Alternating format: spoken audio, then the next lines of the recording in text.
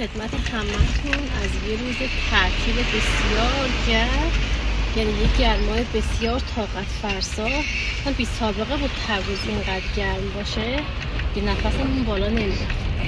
ما هم امروز با رانین میخوایم بریم یه کمی ساختمون جدید رو تمیز کنیم. از اتاقا شروع کردیم، یه کمی هم وسایل جمع کردیم. فعلا خودمون ببریم اونایی که خودمون میتونیم ببریم، کم کم بچینیم دیگه. یهویی نبریم همه رو بریزیم اونجا که بمونیم دستشون. یعنی اونقدر وسیله هست تو خونه، هر شبم ببریم یعنی تا آخر ماه بازم وسیله داره. حالا وقتی نگاه میکنه فکر میکنه زیاد وسیله نداره ها، وقتی میریزی زمین میبینه وای چقدر وسیله شده. چی دیگه میبریم مارتین رو ببریم خونه ماما، چون واقعا دست و پاگیر میشه، نمیذاره کار بکنیم، خسته هم میشه، همش گریه میکنه. خودمون دوتایی بریم. شما هم تو این ویدیو با من همراه باشید.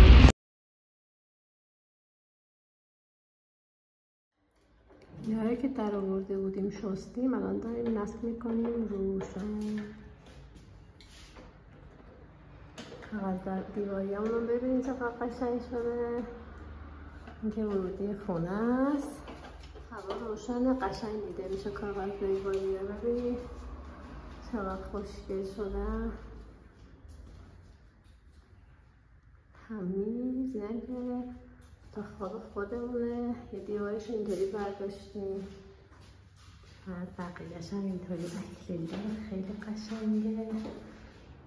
از این دیوار بردارم میکنم اینجا بهتر بشه. از نزدیک بریم ببینیم چقدر قشنگه، خوشگل شده خیلی. این هم که پذیرایی کاغذ دیواریاشه. اینجا بهتر دیده میشه. یه دیواریشه که با یکی دیوار فرق داره.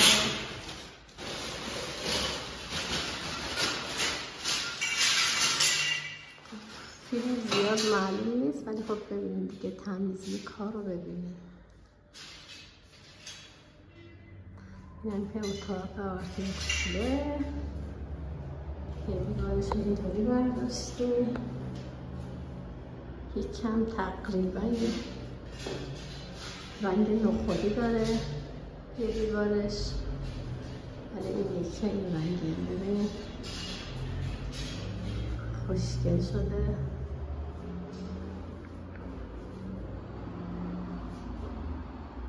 این چقدر تمیز و قشنگ شده. نابین اینجا دیده میشه رنگ داخلش.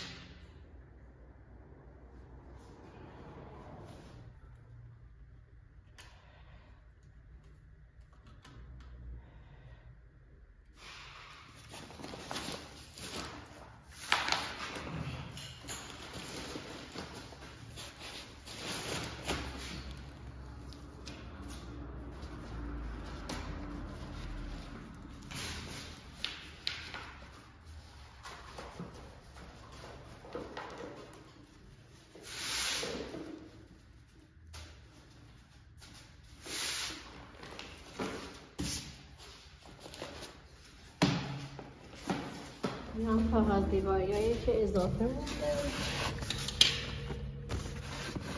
تو بذار اینجا به دردمون میخوره دیگه.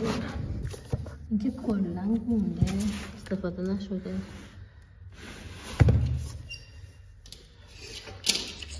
این که جایی که مونده به کاشیا، این رو میخوام تمیز کنم. بد دیده میشه روی کاشیا، البته روی قرنیزه ریخته دیگه.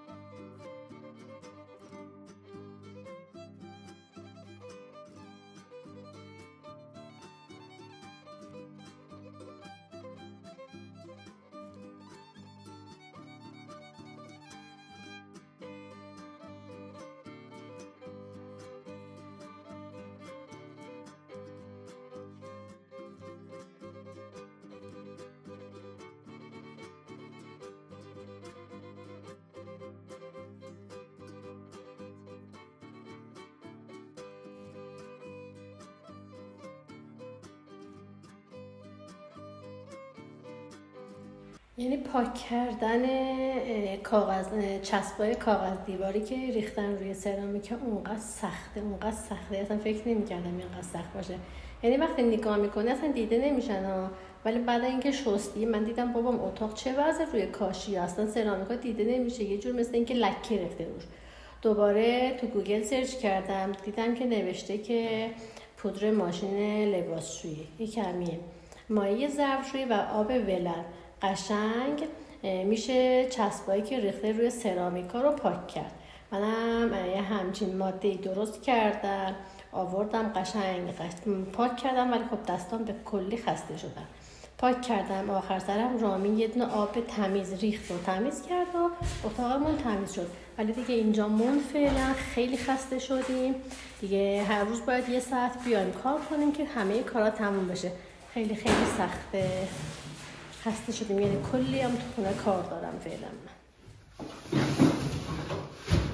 مسائلی هم که جمع کردیم یه چند قوطی بذاریم اینجا که خسته شدیم. قرار بود که کمدار هم تمیز کنیم بچینیم داخل کمدار، ولی دیگه نایی برامون نموند. فعلا بچینیم دوباره میایم تمیز میکنیم.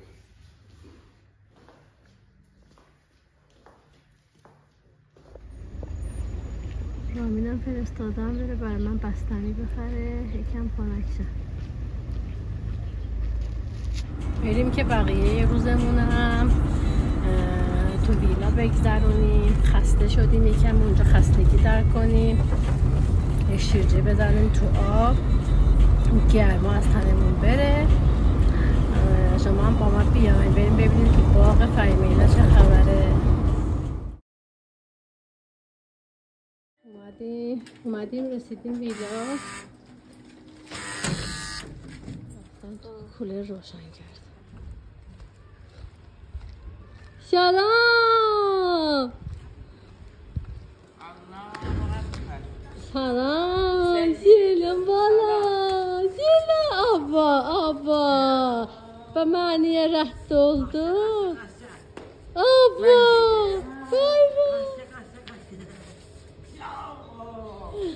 سلام چه افتادم تو قشنگ خنک شدم. برم یه کمی فعلا آرتین و رامین توی استخرن، من برم یه کم دراز بکشم خستگی از تنم بره.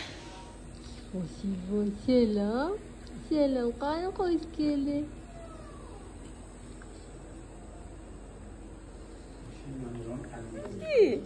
جونی sen yalandan. Geçen balaşaysan.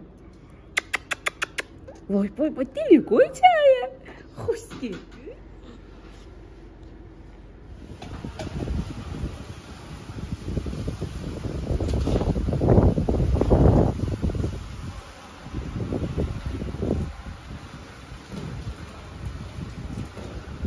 آقایون همه‌تون رفتن استخر، ما اومدیم نشستیم اینجا. درسته باده گرمه ولی خود دیگه بهتر از گرمای خالصه.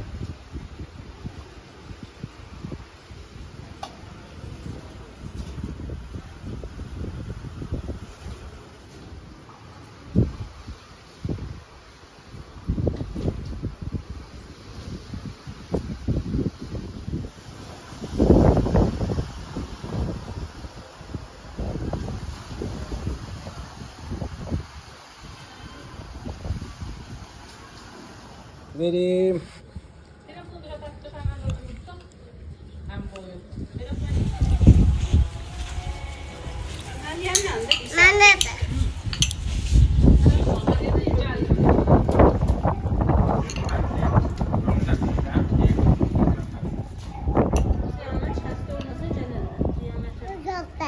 بفرما. شاید نمیشه. آرتین چی میبری برای هاپا؟ سوسیس میبری بخورن؟ وای چقدر هم باده اینجا. این هم دارد میخوایم بهشون غذا بدیم. همدیگه رو دارن صدا میکنه. آرتین هم چند تا سوسیس برداشته آورده که اینا بخورن.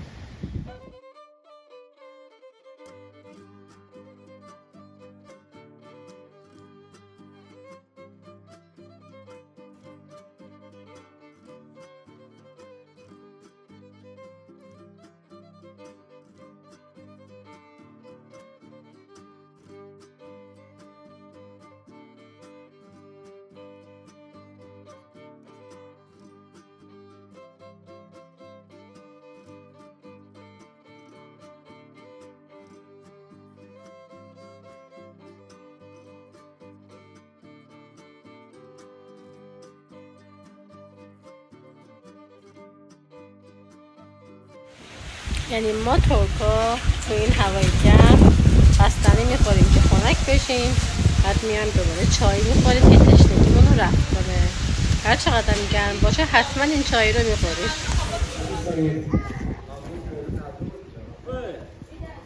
الو